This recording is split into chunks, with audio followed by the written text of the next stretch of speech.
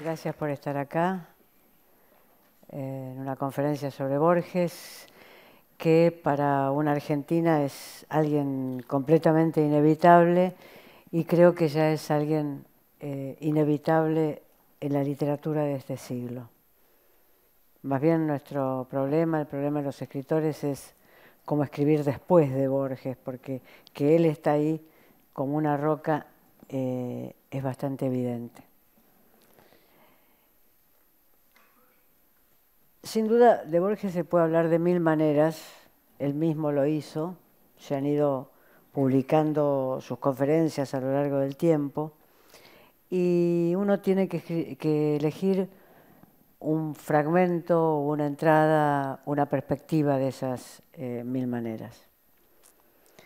Para empezar bien, voy a empezar por una cita de Borges, no voy a confiar en mí, sino en él. Y es una cita que pertenece a un libro de 1930, un libro fundador de su literatura, que se llama Evaristo Carriego.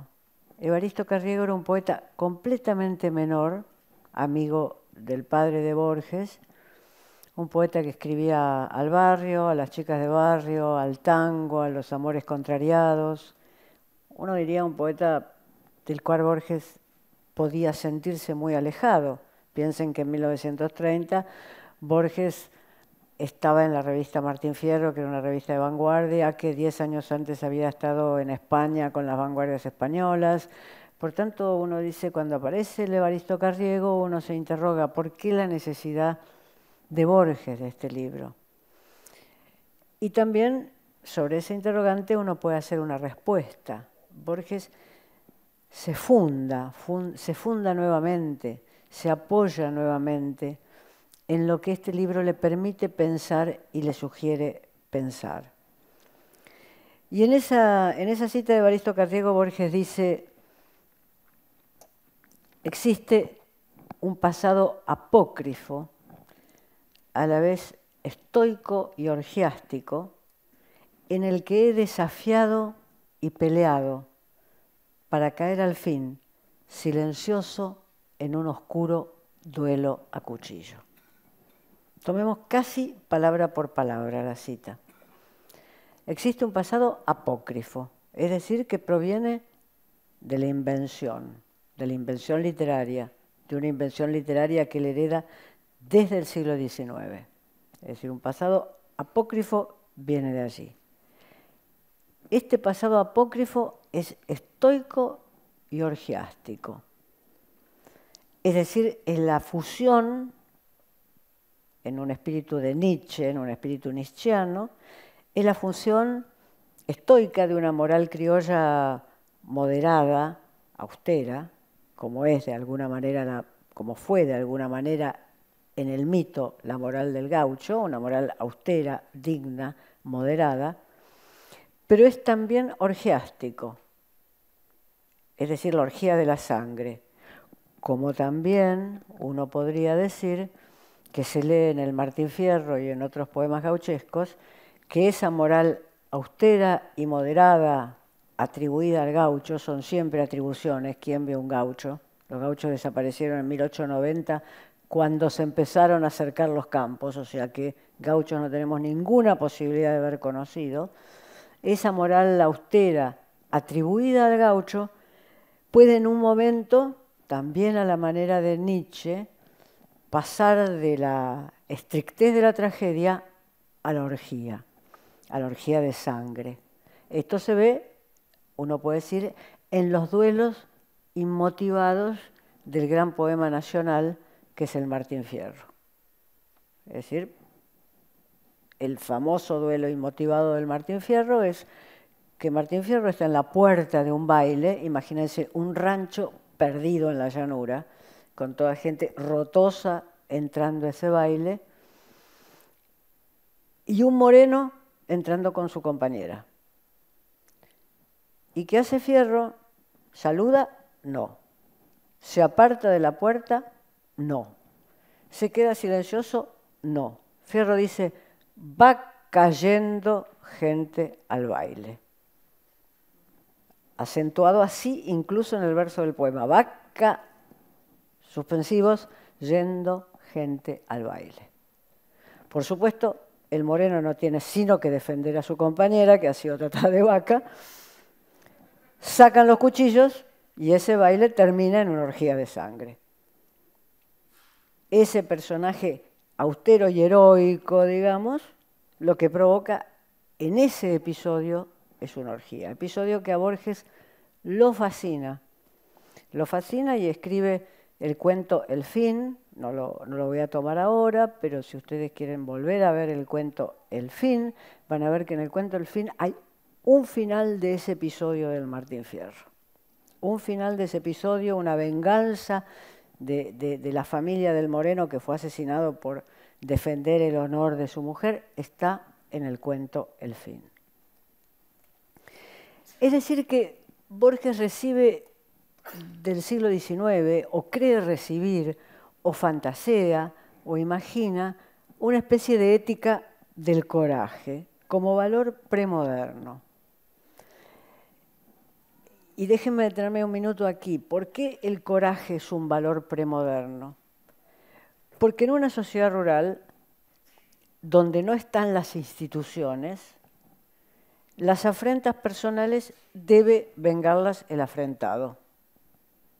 Donde aparecen las instituciones, la venganza se condena, porque son las instituciones las que vengan las afrentas, las ofensas y los insultos.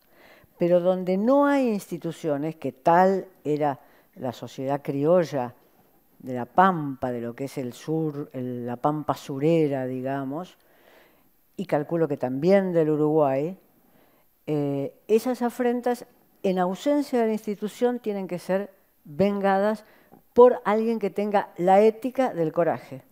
Si no, quedará deshonrado. Si uno piensa en la literatura europea, pasa lo mismo. Prosper Mérimée hizo cuentos sobre este tema, como en Cerdeña, como en Córcega, las afrentas personales tienen que ser vengadas por el que fue afrentado, porque no hay institución que resguarde su honor, resguarde el honor de su mujer, resguarde sus propiedades, es decir, resguarde aquello que lo constituye como un hombre respetable. Hablo de hombres porque en ese momento eran hombres, digamos. Eran hombres esos sujetos que instituían la venganza. Entonces, el honor y el coraje se necesitaban. Mantener el honor era mantenerlo por un acto de coraje. Ahora bien, y Borges lo dice en su lectura, esta gran teoría del siglo XIX y de la violencia del siglo XIX es de Borges. Borges nunca fue un sociólogo y nunca tuvo una proclividad sociológica. Ahora tiene una mirada de verdad sociológica, digamos. Esta gran teoría es de Borges. Y Borges dice, cuando llega la modernidad, es decir, cuando llegan las instituciones, él no dice ni modernidad ni instituciones, recurre a frases que uno sabe que detrás de eso está lo que rápidamente en una taquigrafía social decimos modernidad de instituciones. Cuando llega la modernidad y las instituciones, llega un tiempo sin aventuras ni asombros. Es decir, un tiempo hostil a las virtudes pasionales. Ya no se requiere de los hombres que tengan esas virtudes pasionales que resguardaban su honor, que resguardaban su propiedad y que resguardaban el honor de sus mujeres y de su familia. Ya las virtudes pasionales pasan al olvido. Fácil pensar que también pasan al olvido con el mundo de los inmigrantes, que no andaban peleándose a cuchillo en los almacenes de barrio. Uno podría decir, Borges también tiene ahí un juicio que nunca expresa de ese modo, pero también tiene ahí un juicio con respecto del mundo de los inmigrantes, que es un mundo que no tiene en el Río de la Plata esas virtudes pasionales. Todos los antepasados de Borges, según Borges, no estoy hablando de cómo eran en realidad, aunque en algún momento vamos a referirnos a cómo eran en realidad, todos los antepasados de Borges tuvieron estas virtudes pasionales. Y cuando digo antepasados directos. Vive con él su abuela, como creo que lo comentábamos ayer, si alguien lo recuerda de la conversación de ayer, vive con él su abuela, descendiente directa de uno de los soldados de la independencia. Y Borges dice, en un libro temprano, en un libro de formación, en uno de los libros que yo creo que son importantes de él, dice, en un poema, una amistad hicieron mis abuelos con esta lejanía y conquistaron la intimidad de los campos y ligaron a su vaquía la tierra, el fuego, el aire y el agua.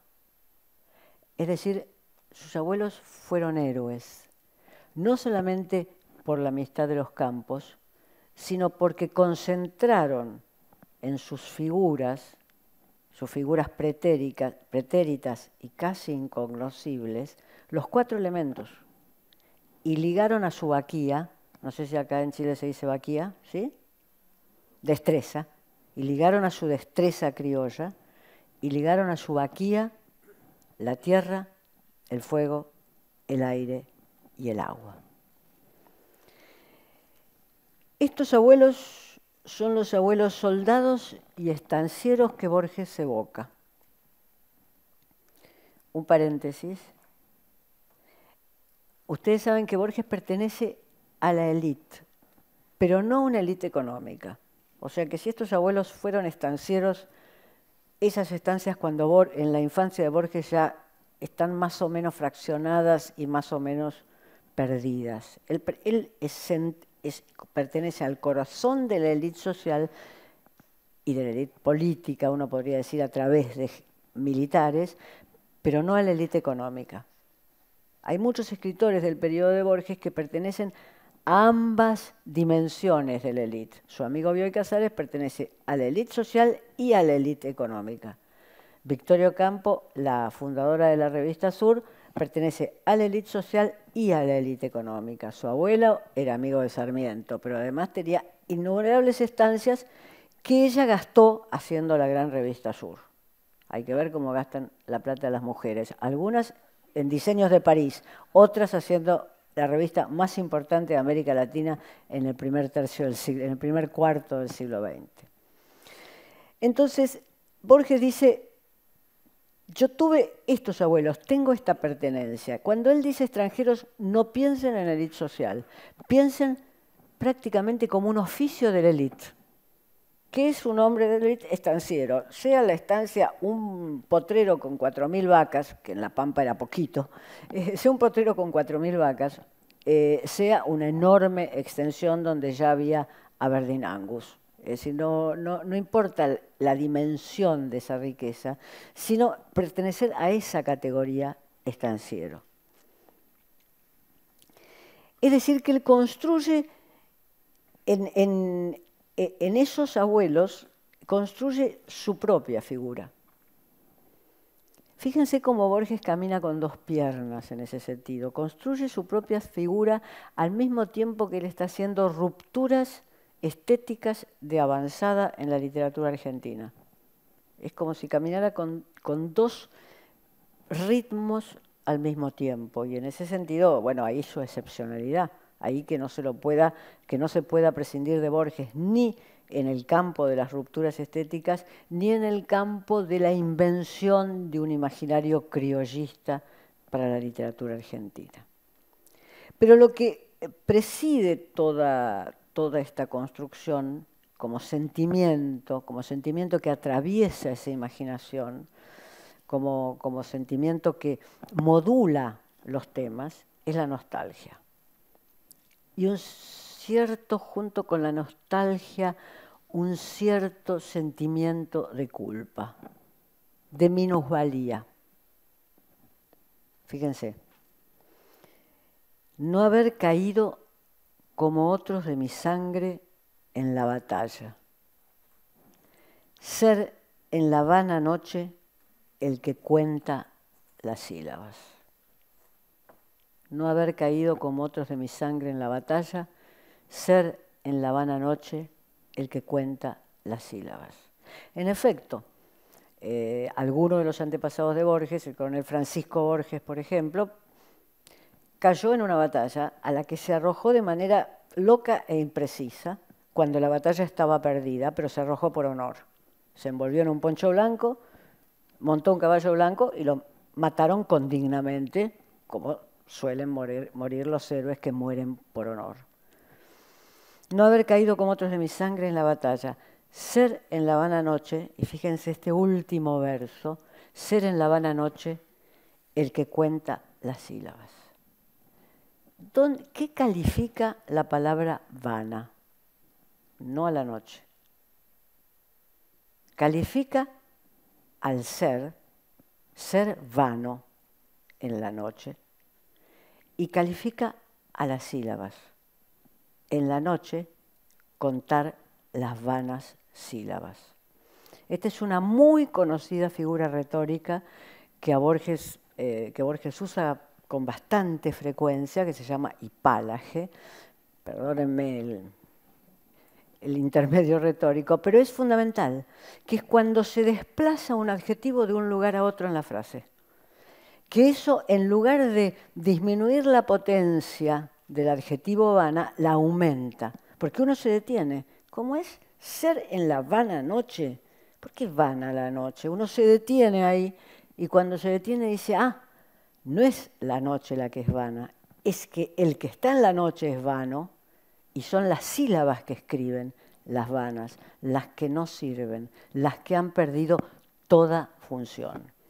Entonces, este recurso, que usaron mucho los clásicos, que es la hipálaje, obliga a detenerse. Es cuando uno dice, no puedo seguir avanzando, aquí me están dando algo, aquí me están mensajeando, metamensajeando algo, yo tengo que quedarme en esto.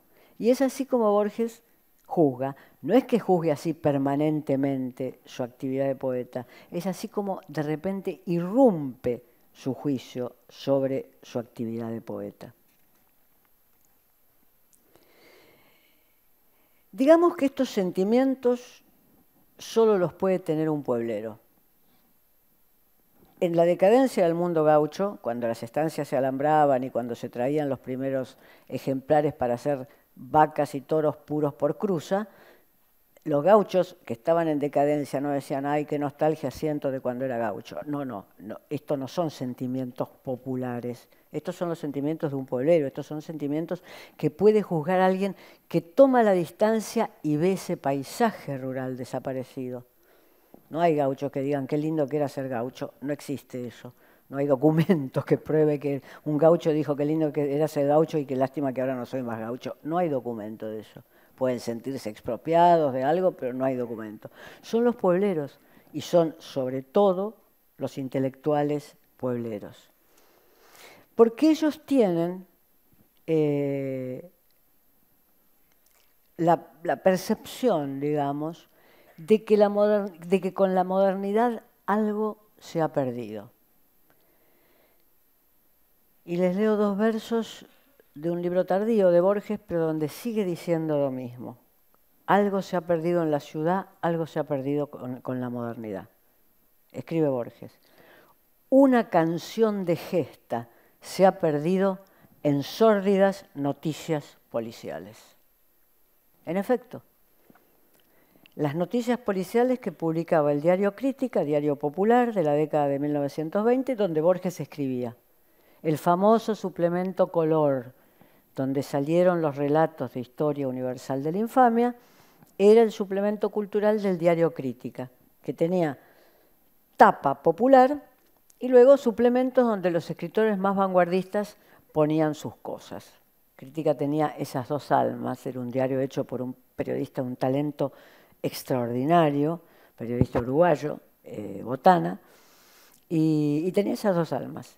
Y la tapa popular tenía títulos, esto yo lo he visto porque lo he estudiado bastante el diario, tenía títulos de este tenor. Una mujer se mordió un ojo. Este podía ser un título de crítica. O título catástrofe, hay cianuro.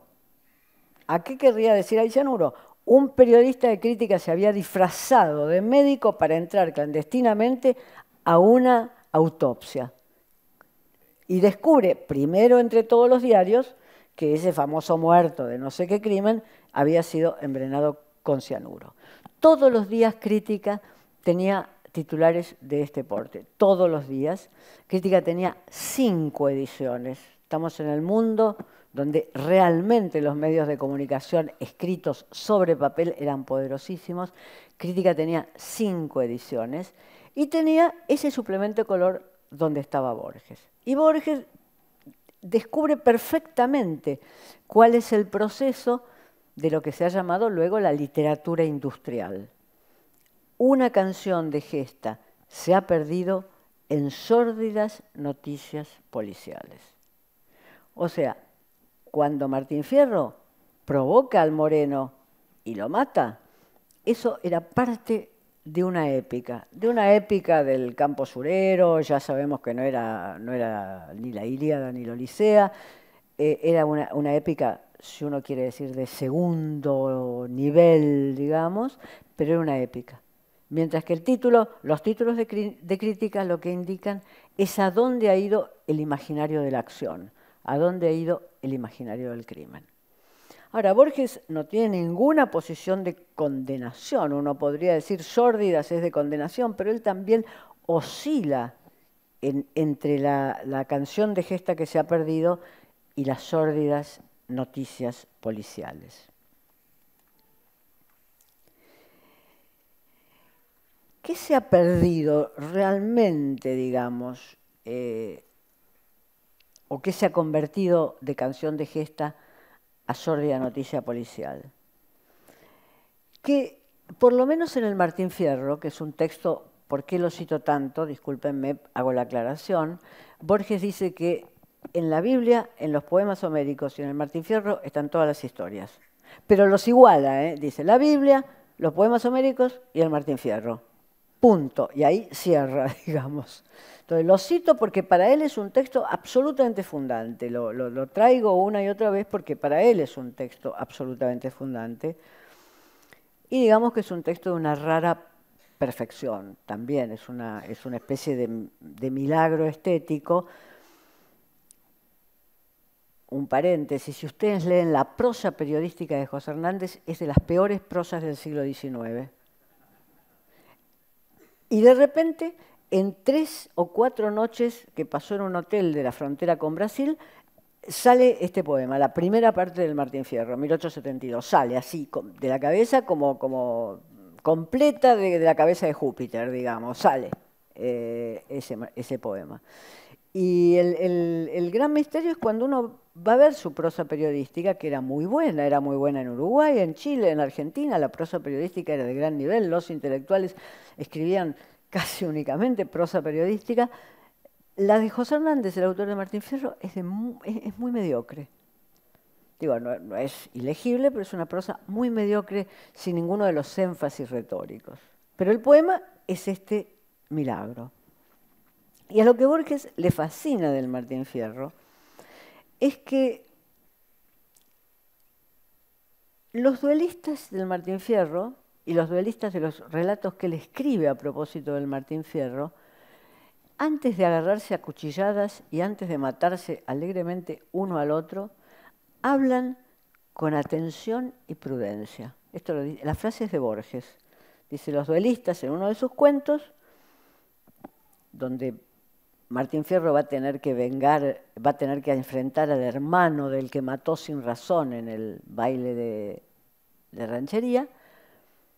Esos duelistas, antes de enfrentarse, conversan con atención y prudencia. Uno podría decir que hay otras tradiciones que uno conoce en el cine, en las cuales esto también es así. Hay cierta tradición en el cine de John Ford, donde uno ve que antes del duelo definitivo hay diálogos que son de atención y prudencia. Es decir, no es Borges el único que tiene esta percepción de que hay una forma del duelo, que no es el duelo de caballeros, que no es el duelo de la élite, pero que es un duelo donde las formas, los modales, la cortesía tiene un valor central. Es un ideal estético. Es una mezcla de enfrentamiento bárbaro y prudencia formal. Ahora, de todas maneras, Borges vuelve una y otra vez al mundo bárbaro. Hay un texto que yo siempre cito, que es un texto del Hacedor, es un libro ya tardío de Borges, tardío, de la madurez plena, pero después del Hacedor ya uno puede decir Borges ya está todo. Uno toma el Hacedor y después del Hacedor ya está todo Borges, que es un texto sobre Homero, cuando Homero ya está ciego. Y Borges lo presenta primero desgarrando a dentelladas la carne que está comiendo.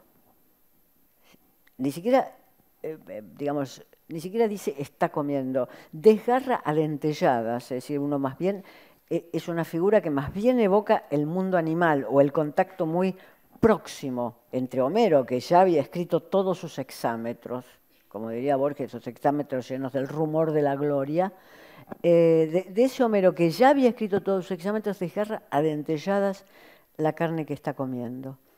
Y tiene un recuerdo en ese momento, un Homero viejo, al borde de la muerte, uno diría. Y el recuerdo es un puñal de bronce, claro que era de bronce, porque Homero, siglo VII, un puñal de bronce que había usado en su primera pelea.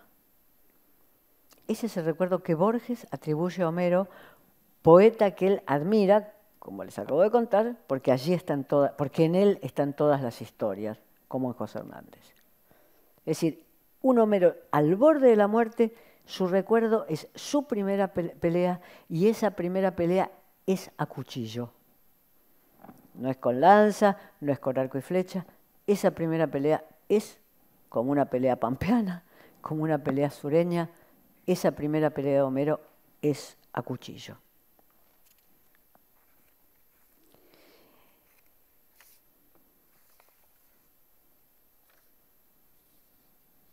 Borges se siente muy plenamente heredero de este mundo que él en realidad inventa. Digamos, porque si uno va a las fuentes históricas, este mundo no es tan geométricamente honor versus institución, modernidad versus premodernidad. Él es un mundo que le da forma literaria, que conoce muy bien y él le da forma literaria. Y se siente muy plenamente heredero de ese mundo.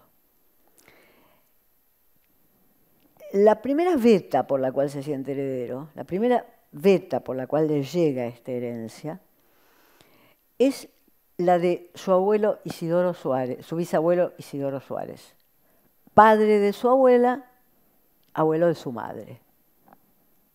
Su abuela Suárez vivía con él, como lo dije varias veces. O sea que es línea directa, como si a uno le hablaran de una persona que tiene las fotos en la casa y que alguien lo conoció personalmente. Dos personas, dos mujeres de su familia lo conocieron personalmente. ¿Quién era Isidoro Suárez? Ayer lo esbocé en un momento, pero me parece que hay que detenerse en esto. Y si ustedes me permiten, voy a dar un rodeo pequeñito para detenerme. Todos ustedes recordarán un cuento que se llama El tema del traidor y del héroe. Ese cuento es sobre el asesinato de un líder de la insurrección nacionalista irlandesa. No voy a entrar en el tema del cuento, que no hace así. Pero el día del asesinato, Borges pone con precisión que el día de ese asesinato de ese líder, que es fantasioso el líder, tiene un nombre que no está en la historia irlandesa, el día del asesinato fue el 6 de agosto de 1824. Uno va a la historia irlandesa, mira 1824, mira agosto, mira 6, no pasó nada. No solamente que Borges inventó a los dos personajes del cuento, porque bueno, eso es perfectamente legítimo, se toma una situación histórica y luego se atribuyen personajes a esa situación histórica. No es eso, sino que simplemente esa fecha es enigmática porque está puesta con entera precisión, no dice a mediados de la década de 1820, ni siquiera dice en el mes de agosto de 1824, dice el 6 de agosto de 1824. Entonces hay que buscar el 6 de agosto de 1824 en otro lugar, dado que no pertenece a la historia del nacionalismo irlandés. Y el 6 de agosto de 1824 es parte de la historia de su familia. Y quizás, sin ánimo de ofender póstumamente ningún orgullo familiar, quizás es el acontecimiento más importante que los antepasados de Borges, que un antepasado de Borges tuvo como protagonista, el más importante. Después son acontecimientos más bien secundarios de la historia. Este antepasado de Borges, Isidoro Suárez, fue decisivo en la batalla de Junín, que esa sí se peleó el 6 de agosto de 1824. O sea que de Irlanda y del nacionalismo irlandés, que de todas maneras era una lucha por la independencia, en una especie de zoom-in, como se hace en el cine, Borges nos lleva directamente a la batalla de Junín.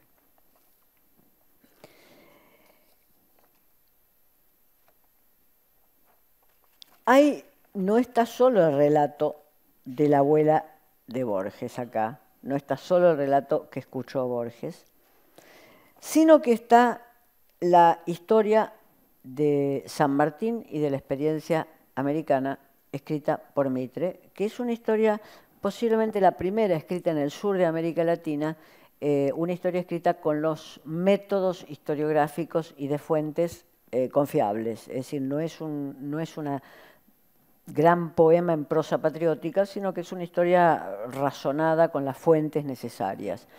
Es una historia básicamente militar y política, o sea que las batallas tienen mucha importancia en esa historia. Y en esa historia de la batalla de Junín, que después hace posible la batalla de Ayacucho, bueno, no vamos a entrar en la historia, en la página 722, es decir, al final del segundo tomo, está el relato de la hazaña del comandante. Y Mitre cita las declaraciones del general español vencido. Dice, parecía imposible, dice el general español vencido, parecía imposible en lo humano que una caballería como la nuestra, tan bien armada, montada e instruida, con tanta vergüenza huyese de un enemigo sumamente inferior bajo todos los aspectos. Esto lo dice después de Junín el comandante español derrotado. ¿Qué hicieron los criollos en esta batalla de Ayacucho? ¿Qué comandó el abuelo de Mitre? ¿Qué comandó el abuelo de Mitre? El Suárez, este coronel Suárez. Un movimiento que era habitual en los criollos, que dejaban pasar a los españoles que se pensaban victoriosos y los agarraban de atrás. Fue habitual, según Mitre y según los historiadores militares, fue habitual. Y uno podría decir es un movimiento típicamente gaucho, confiado en la destreza con el caballo, es decir, la caballería española era sobresaliente, de esto no cabe duda. Uno podría fantasear una destreza suplementaria de estos latinoamericanos, que además estaban acostumbrados a usar esos caballos en territorios, como donde se pelea la batalla de Junín, en territorios muy adversos a donde estaba acostumbrada a pelear las caballerías europeas. Entonces, estos latinoamericanos, porque esta tropa que está comandando el bisabuelo de Borges, es una tropa latinoamericana, chilenos, peruanos, es cuando ya San Martín se ha desligado de su ejército, ha entregado el ejército a Bolívar, o sea que ahí se han mezclado todos los latinoamericanos, chilenos, peruanos y colombianos que van bajando. Muy poco después es la batalla de Ayacucho y termina la guerra de la independencia con la derrota de los españoles. Entonces, esta caballería latinoamericana tenía esa destreza, esa agarrar por detrás al enemigo. Es decir, dejarlo pasar, que es lo que cuenta el español, dejarlo pasar cuando el enemigo se cree victorioso porque mató 100 gauchos, digamos. Gauchos sobraban para matar en la caballería, gauchos sobraban. se cree victorioso porque mató 100 gauchos, los agarra de atrás, los encierra en algún cañón de las montañas, Junín y Ayacucho se peleaban en lugares muy, muy complicados y los mata. Y no recibe orden de hacer esto, porque Bolívar está como en una película de Kurosawa viendo las cosas muy desde arriba. O sea que Suárez dice, hagámoslo de siempre. A estos godos los agarramos por detrás. No es que recibe la orden estratégica de Bolívar, no.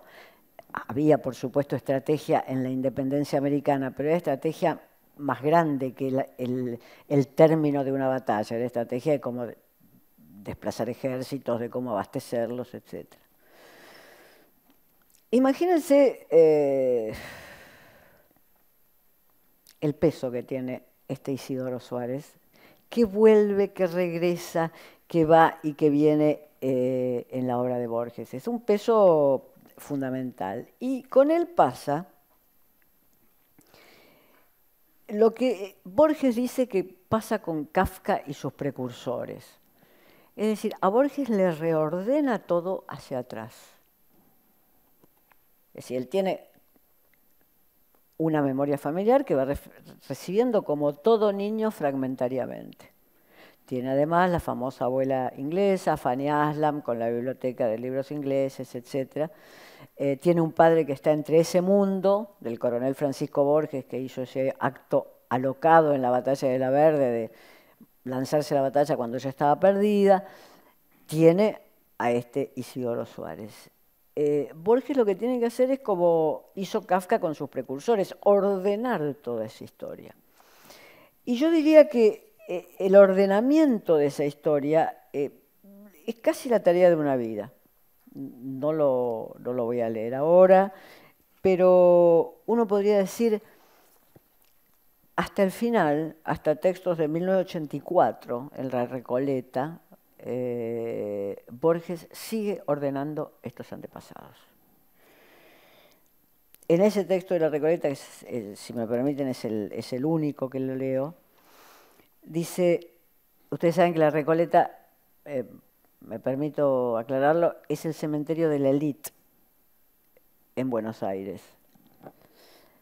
En este texto de La Recoleta dice, aquí no está Isidoro Suárez, es decir, su abuelo, el de Junín, aquí no está Isidoro Suárez, que comandó una carga de húsares en la batalla de Junín, que apenas fue una escaramuza y que cambió la historia de América.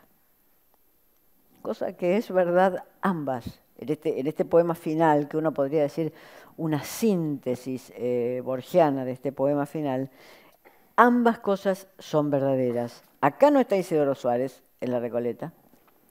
No toda la élite iba para ese cementerio. Acá no está Isidoro Suárez, que comandó una carga de húsares en la batalla de Junín, que apenas fue una escaramuza, y es verdad, si uno toma al general Mitre, apenas fue una escaramuza, y que cambió la historia de América, también es verdad, porque la batalla de Junín abre las puertas a la batalla de Ayacucho.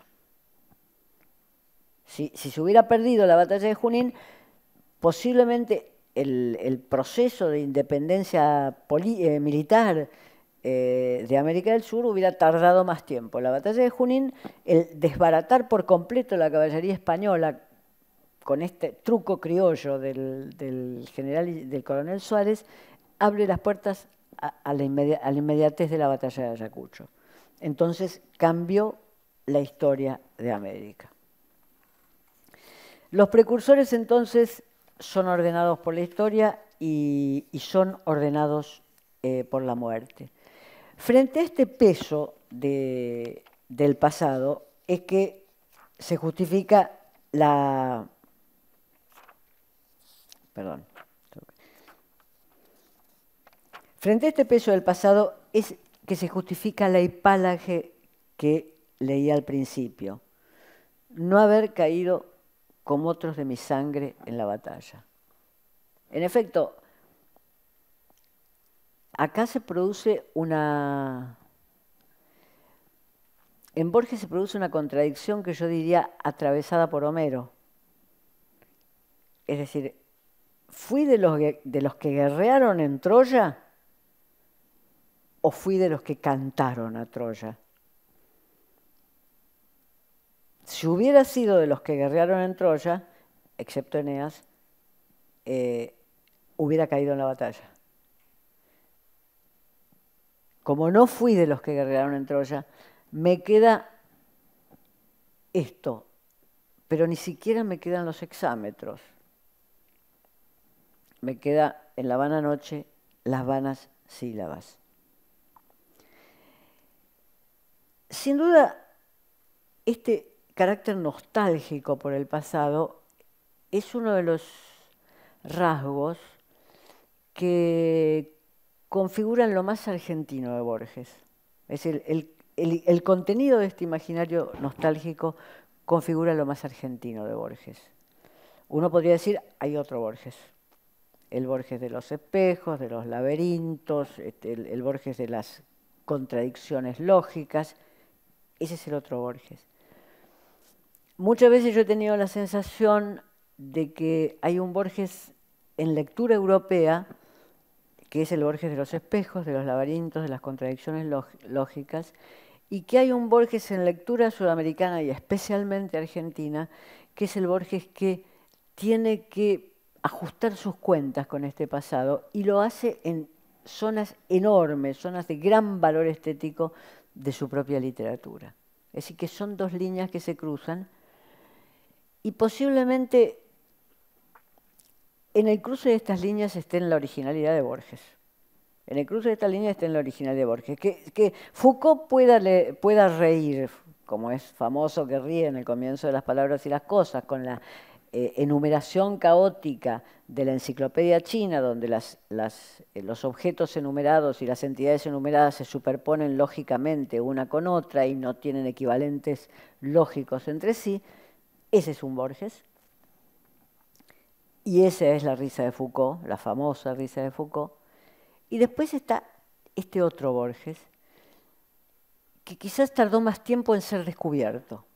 Como tardó más tiempo en ser descubierto todos los elementos de carácter de imaginario nacional que tuvieron escritores de su propia generación.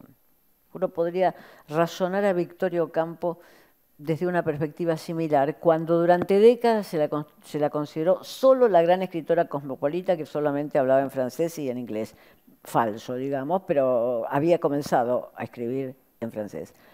Es decir, esto es lo que configura el carácter complejo de esta élite, que no puede ser ubicada fácilmente ni en un lugar ni en el otro. Borges es la cifra de esta complejidad.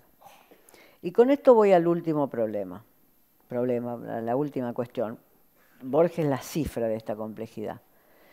Lo que tardó Borges en ser reconocido.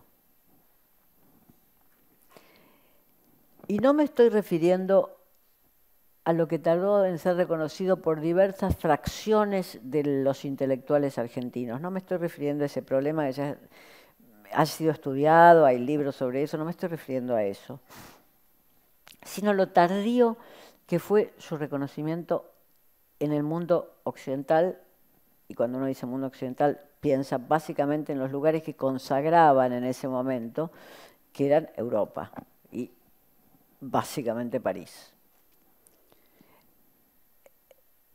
Aunque hay una edición temprana de una revista francesa muy prestigiosa dedicada a Borges, esa edición es como si no hubiera existido, pasa desapercibida. Es decir, existe en las librerías, existe en las bibliotecas en ese momento, pero pasa desapercibida. Lo que es más notable todavía es que pasen desapercibidos las traducciones que publica Le Temps Moderne. Cuando Le Temps Moderne, en los años 50, era una revista imposible de ser salteada.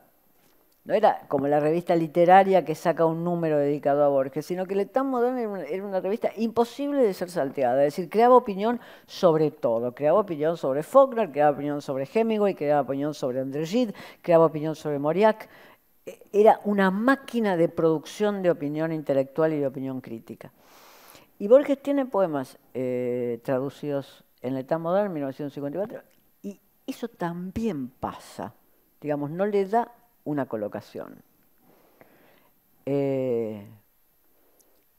Piensen ustedes que estoy hablando de una década 50, donde los lugares de prestigio, de gran prestigio intelectual, no eran tantos. No había 200 periódicos con 200 suplementos culturales, con 400 páginas de cultura por semana. L'État moderne estaba solo presidiendo.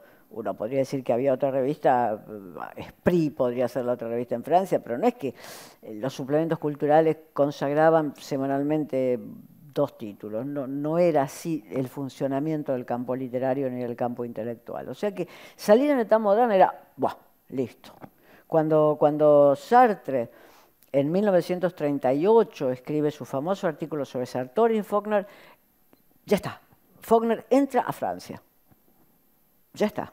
Listo. Hay algo con Borges que todavía ahí no. Y tiene que llegar el Formentor que comparte con Beckett, que ya estamos en los años 60. Y sin duda, de esa pareja que comparte el Formentor, a Borges le ha tocado compartir premios. En el caso con Beckett es muy honroso compartir un premio con Beckett. ¿Qué más se puede pedir que compartir un premio con Beckett? Aún así, la repercusión que tiene el Formentor para Beckett y para Borges es diferente. O sea que hay como un desfasaje en su instalación en Europa. Tienen que llegar los finales de los 60 para que Borges sea el que nosotros conocemos hoy.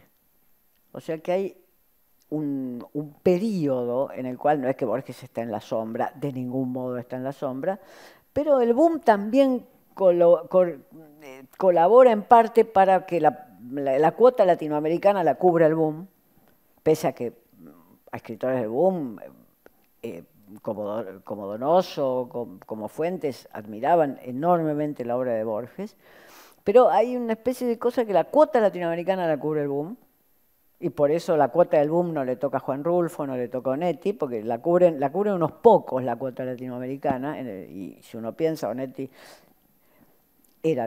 estaba en ese mundo y Juan Rulfo antes ya estaba y no están tocados por la magia del boom. O sea que ahí suceden cuestiones que uno tiene que analizar en función de cómo fue constituyéndose el mercado editorial y el mercado periodístico. Hay una cuota latinoamericana que hoy no existe, no se pasa de un latinoamericano, no se pasaba de un latinoamericano a otro. Y también sucede que Borges es, ante los ojos europeos, un escritor demasiado europeo. Es decir, que le falta algo de lo que el boom ofrecía en cantidad. Le falta el color local, el ambiente, digamos, que el boom ofrecía en cantidad. Por tanto, Europa sigue teniendo de Borges la percepción de que Borges es el escritor de los laberintos, de los espejos, y no el escritor que tiene ese algo que se extraña en él. O sea que es un proceso bueno, ya estoy por terminar y no me voy a extender. Es un proceso que es un proceso largo, pero que uno tiene que explicarlo no por malevolencia de un mercado editorial europeo, ni por malevolencia de la crítica, de ningún modo. Si ustedes comparan el impacto de Cortázar y el impacto de Borges, el impacto de Cortázar es gigantesco en 1963. Gigantesco, y no el de Borges.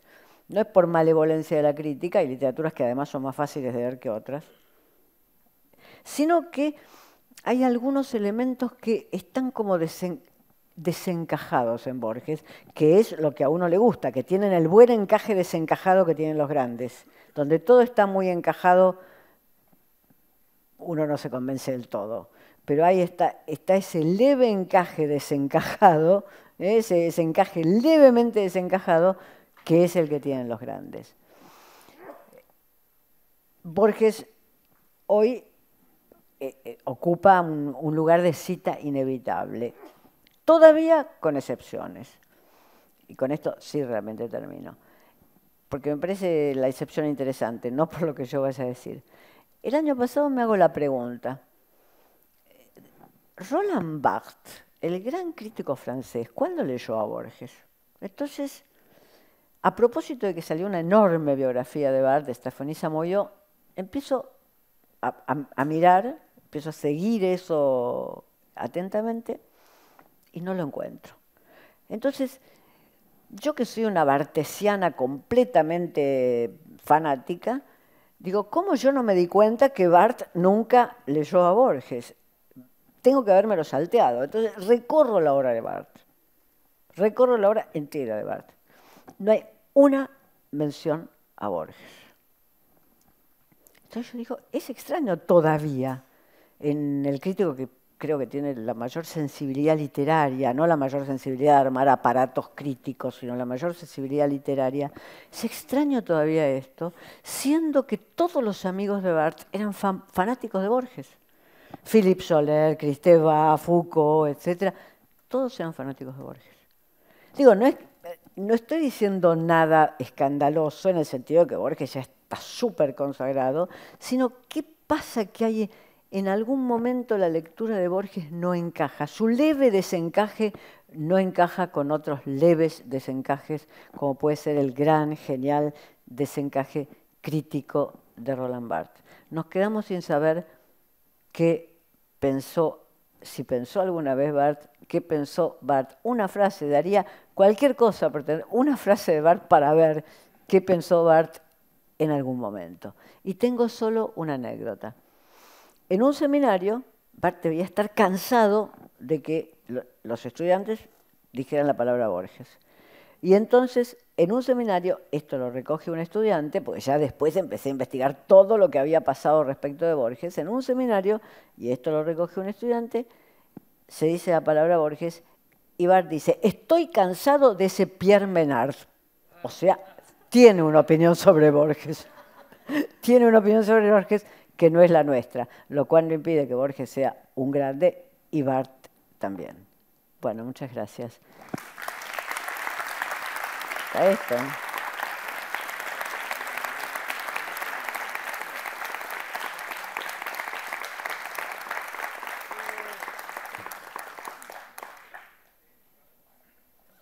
La primera pregunta es, ¿está presente en toda la obra de Borges la nostalgia y el sentimiento de culpa que usted mencionó? Está bien que la pregunta tenga dos miembros, el que menciona la nostalgia y el sentimiento de culpa. El sentimiento de culpa no, eso está presente en aquellos textos, el sentimiento de haber estado faltante, de no haber tenido esas virtudes, está presente solo en los textos con el cual arma él su historia familiar. En cuanto a la nostalgia, sí, yo diría que Borges, su poesía básicamente, es una poesía que tiene nostalgia de épocas heroicas. Nostalgia de épocas heroicas en los temas que toque, en los temas que toque, ya sea un tema de amor que esté situado en el siglo XII como un tema bélico, en los temas que toque hay una nostalgia de épocas heroicas, que es un rasgo típico de los modernos. Es un rasgo típico de los modernos. La nostalgia por épocas heroicas es un rasgo típico de los modernos. Se puede ser moderno en un sentido futurista, ruptura y para adelante, se puede ser moderno de ese modo y se puede ser moderno con un sentimiento nostálgico de que la modernidad es una pérdida, de que hay algo en un mundo más orgánico, más bello, lo que fuere, que es una pérdida. O sea que el sentimiento de culpa respecto a un linaje, no, pero la nostalgia yo diría que es algo que atraviesa. El ser en la vana noche, el que escribe las sílabas, es algo que atraviesa, que caracteriza muy bien, me parece, lo que Raymond Williams llama la estructura de sentimiento, es decir, algo que no termina de expresarse, que se expresa más bien en el nivel de la creencia, de las cosas que no, de los sentimientos, de las experiencias que no acaban de configurarse.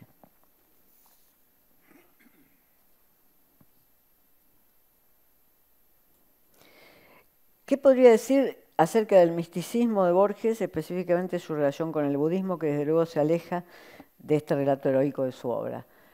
Muy poco. Borges en algunos momentos ha dicho, el trono cuarta básicamente, pero en otros cuentos, que a él las metafísicas teológicas y las teologías trascendentalistas o negativistas, como puede ser la del budismo, le interesan en términos de su belleza formal.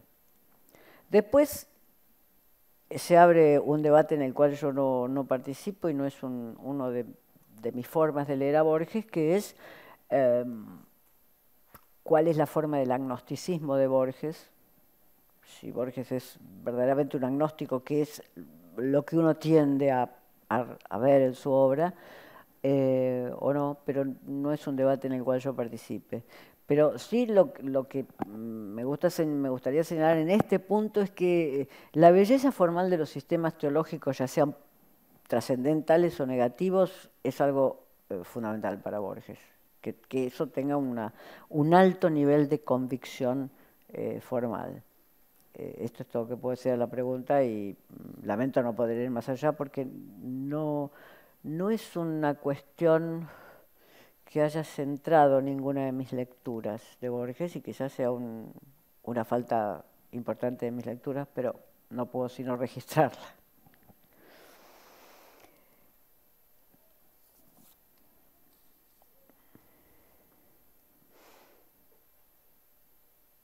¿Qué huella de Borges? Ese Borges leído en código americano, preocupado de nuestros heroísmos y nostalgias, encontramos en la literatura argentina actual.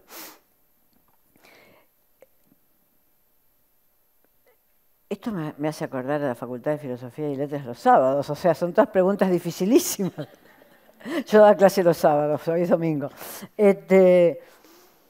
Mi hipótesis es que hoy se escribe después de Borges. Posiblemente el último escritor borgiano haya sido Piglia, y ahora hoy la literatura que escriben escritores, digamos, de 55 años para abajo es después de Borges. Excepto que se constituyan como imitadores, es decir, siempre hay talleres literarios que enseñan a escribir de un cierto modo. Hace 40 años enseñaban a escribir sobre Cortázar y ignoro si hoy hay talleres literarios que prohijan una estética borgiana, pero los escritores que son mis amigos, mis conocidos, los que yo leo, sobre los cuales escribo, es decir, el mundo literario, es decir, de 55 para abajo, de 55 a 30, digamos, se escribe después de Borges. Lo cual quiere decir no practicar una negación ciega de Borges, como en un momento practicó la izquierda de los años 60, no practicar una negación ciega. Hubo escritores, novelistas en los años 60 que no habían leído a Borges, punto. No practicaban ninguna negación por varios motivos, en principio porque ya bajamos la temperatura ideológica de los años 60. En segundo lugar, porque los escritores entre 30 y 55 años hoy de la Argentina, casi todos han pasado por la Facultad de Filosofía y Letras de la Universidad de Buenos Aires o de cualquier lugar, y por tanto tienen una muy sólida formación literaria. No hay escritores pastoriles, digamos, no hay escritores que escriban a partir de sus sentimientos literarios, son todos escritores muy formados. Digamos, cualquier nombre que yo les dé les puede sonar como un escritor muy formado, digamos, el ejemplo Cohan, Martín Cohan, pero todos incluso, o muchos de ellos hacen crítica también. Entonces es imposible no conocer a Borges. Al mismo tiempo no se puede transportar a Borges más.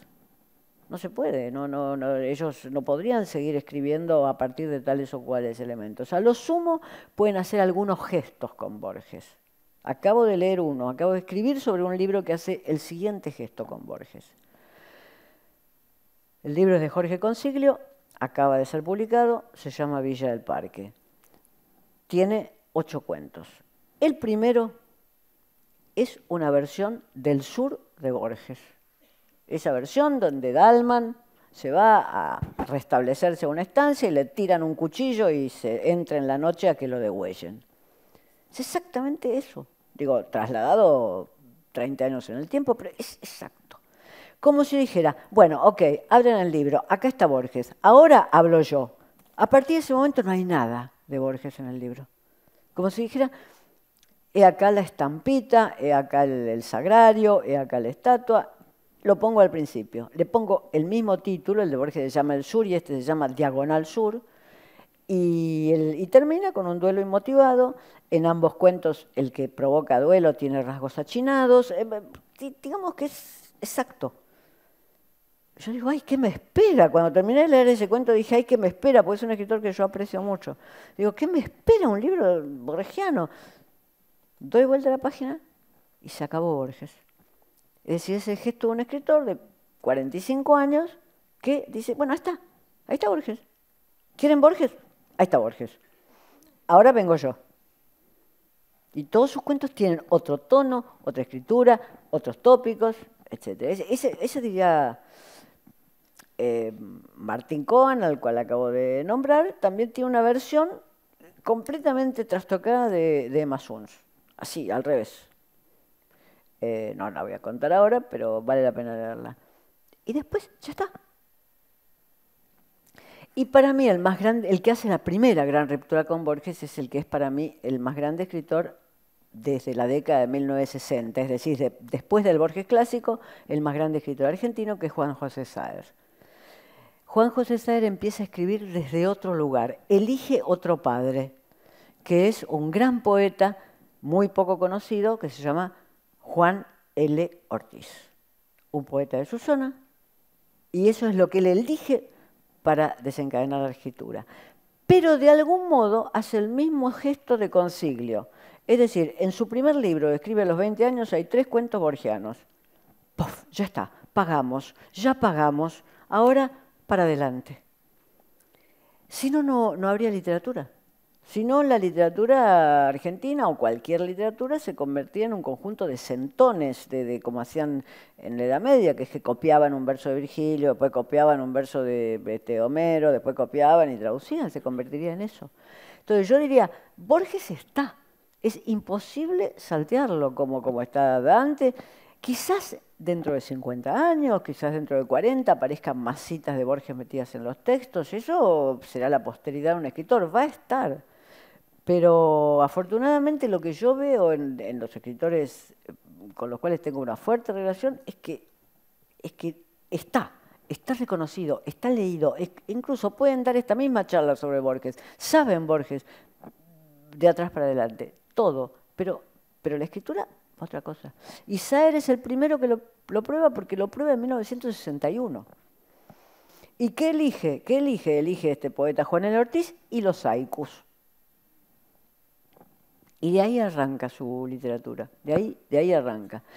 Es la literatura de otra zona, es otra inflexión del castellano, levemente otra, es otro etos, no le interesa el heroísmo, más bien es una literatura de un mundo sucio, bajo.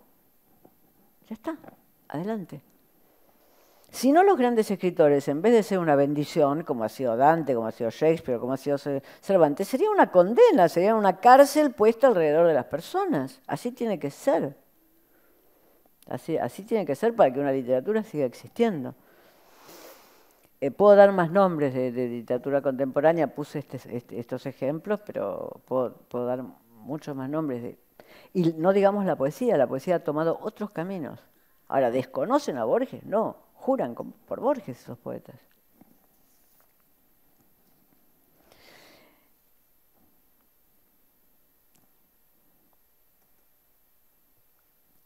Me preguntan acá si este pasado que recuerda a Borges siempre recordado desde una visión heroica o si hay una visión crítica de este pasado. Yo no diría que hay una visión crítica. No es eso lo que eligió hacer Borges, y yo creo que incluso por razones de linaje no es eso lo que eligió hacer Borges. No diría que invariablemente la visión es heroica, es decir, uno podría decir que existe tal adjetivo en tal cuento que atenúa la visión heroica, pero me cuesta encontrar una visión crítica de ese pasado. Hay que ver que son, y en este caso Borges comparte, digamos, pertenecen a una promoción de escritores que no tienen una incomodidad radical con ser parte de las élites culturales, no sienten una incomodidad radical. Y no hay que acusarlos porque no la sientan, porque la incomodidad radical cuando se parte de unas élites vino después, no podían inventar un sentimiento que era difícil de inventar en ese momento, pero hay que ver que son escritores, digo son porque estoy pensando en Victoria Ocampo, que es una ensayista descomunal, que recomiendo, una gran escritora, que no siente una incomodidad radical. La incomodidad radical que siente Victoria Ocampo es que no haya muchos libros traducidos y entonces hace traducir la primera edición de Lolita cuando estaba prohibida en Inglaterra. Es decir, su incomodidad radical es transformar el mundo estético de la ciudad de Buenos Aires, hacerlo lo que ella piensa que tiene que ser menos provinciano. Los escritores que sienten incomodidad radical frente a la Argentina son los que están ubicados en la izquierda también del aparato ideológico, son los Tuñón, son otros escritores. Oliverio Girondo también es parte de esa élite. Digo, esto no es una condena, esto es el horizonte ideológico dentro del cual ubicaban sus experiencias y sobre todo valoraban algo que las élites valoran, que es una corriente de pertenencia. A mí si me preguntan qué hacía mi abuelo, yo mucha idea no tengo, sé que era un inmigrante y era que era analfabeto, punto. Las élites tienen otro sentido de la pertenencia. O sea, yo no veo crítica a ese pasado tampoco, y eso sí, es posible que yo haya acentuado la visión heroica en función de mi tesis, y que haya adjetivos que la atenúen, que haya adjetivos que marquen más el carácter orgiástico de esta violencia. ¿Cómo están esos adjetivos en José Hernández? Decía, a mí me parece un verso bellísimo que Borges cita en un cuento que está escrito por José Hernández en Martín Fierro, que es limpió el cuchillo en los pastos. El cuchillo lo saca del cuerpo del ser humano al cual acaba de matar y lo limpia en los pastos. Limpió el cuchillo en los pastos. Eso Borges lo cita tal cual en su cuento sobre el Martín Fierro. Pero uno podría decir, Borges podría quedar escandalizado frente a ese limpió el cuchillo en los pastos, pero no lo sabemos. No lo sabemos.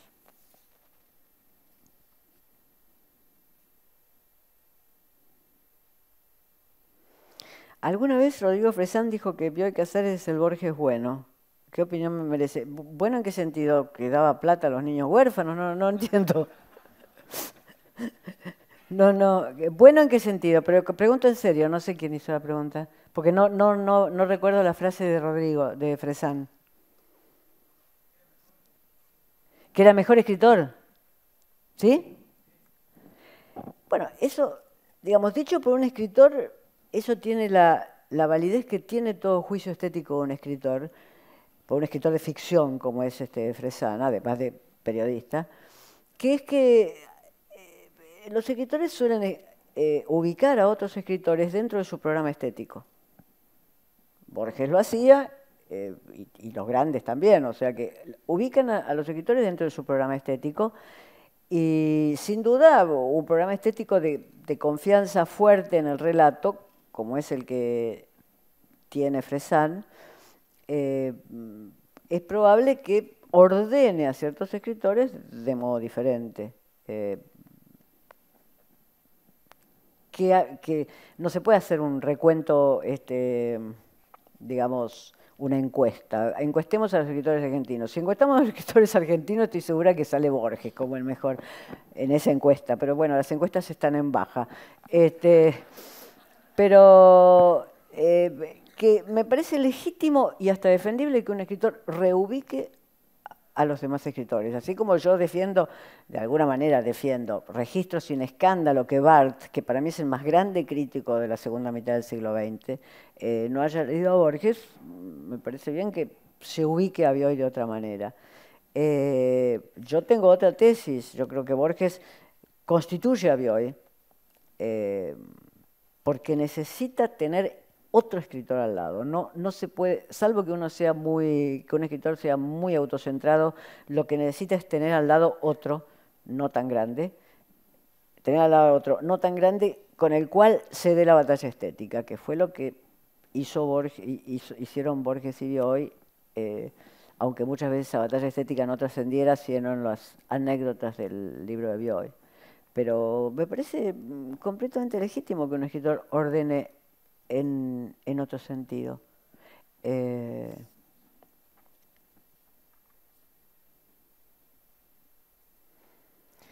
Entonces lo que hace Borges en el Sur es llevar a ese hombre moderno a las aventuras y pasiones del siglo XIX. Yo creo que el Sur es el cuento, quizás no me haya expresado bien, yo creo que el Sur es el cuento donde se mezclan las dos líneas de Borges. Por un lado es la victoria del criollismo. Uno puede leer las Mil y una noche, uno puede llamarse Dalman, es decir, con un apellido de origen no hispánico, pero el criollismo configura una ideología vitalista, digamos, en ese hombre que no es para nada un vitalista. Por un lado es eso. Y por otro lado es el otro Borges, el Borges en el que se pasa de una realidad a la otra. Es decir, el Borges fantástico, para decirlo de algún modo, porque no hay interpretación de Sur que pueda asegurar que no se ha pasado de una realidad a la otra, que la serie de coincidencias que llevan a Dalman a que el tren llegue más tarde, a que llegue más lejos, a que no pare en la estación donde tiene que ir, a que todos se parezcan a enfermeros que tuvo en el sanatorio donde se estaba curando, hasta que le tiren un cuchillo, a que haya un viejo petrificado tirado al lado de una mesa. Toda esa serie de coincidencias, bueno, si alguien quisiera explicarla en códigos realistas sería imposible, sería casi ridículo. Es decir, no se pueden explicar con códigos realistas. Toda esa serie de coincidencias, de pasaje de un plano al otro, como en una cinta de Moebius, ¿no? Un pasaje de un plano al otro. Entonces, uno diría que el Sur es un cuento emblemático en el cual el Borges criollista y el Borges de lo que se llama literatura fantástica, de los espejos, etcétera, hacen su pasaje, su cuento perfecto, de una construcción perfecta. Y quizás por eso este escritor que acabo de mencionar, Consiglio, lo usa, lo toma al Sur para decir, bueno, acá está Borges, ahora voy a escribir yo, pero acá está Borges. Y toma el Sur justamente, porque Borges hace las dos operaciones en el Sur.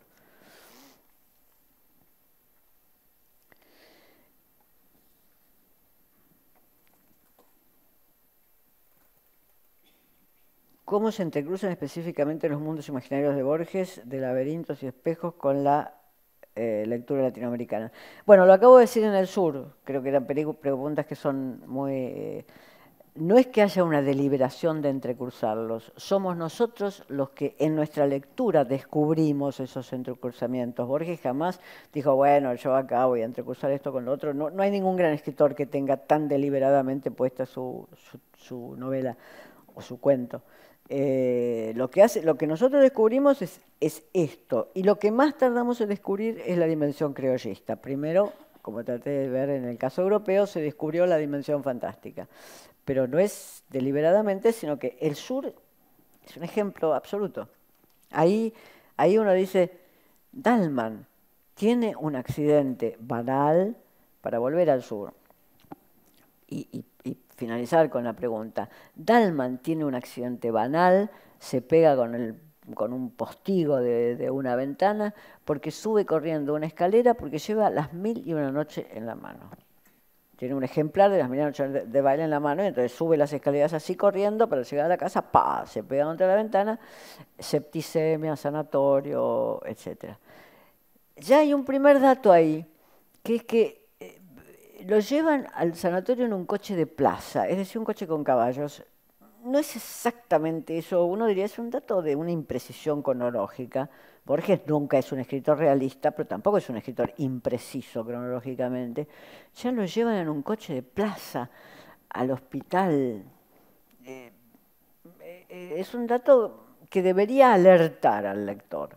Y a partir de ahí empiezan todas las diferencias, desplazamientos, etcétera. O sea que no es un momento a lo Cortázar donde se pasa de que hay un indio por ser sacrificado y después es un lector que va a ser sacrificado. No es que hay un momento tac, que se pasa de un lugar a otro, sino que hay una serie de pasajes. Es porosa, la realidad es porosa, entonces se pasa de la realidad a un cierto imaginario y de fantasía de la realidad.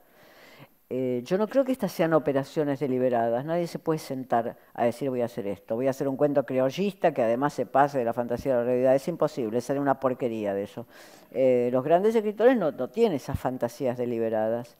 Pero ese es el pasaje, o por lo menos ese es el pasaje que yo leo. Borges siempre tiene el derecho a contradecirnos, el derecho a la inteligencia. Bueno, no tengo más preguntas.